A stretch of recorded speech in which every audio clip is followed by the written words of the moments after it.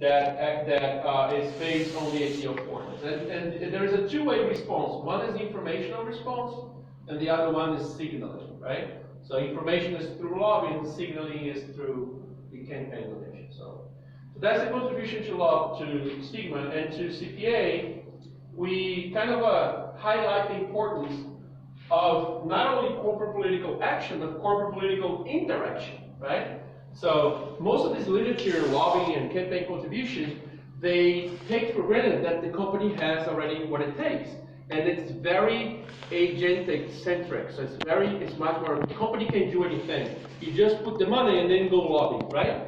But what is underneath is that there is a need for a good relationship between the company and the politicians. Otherwise, it doesn't happen. So we are highlighting the fact that corporate political action should be called corporate political interaction.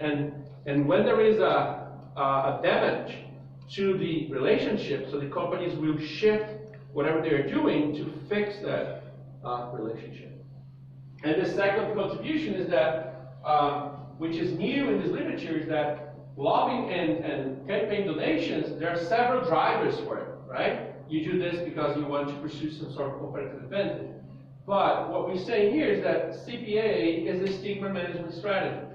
So you can use lobbying and campaign contributions to fix stigma, right? To fix your image, to fix your reputation. So that's brand new for this type of literature. Well, if I may, I don't think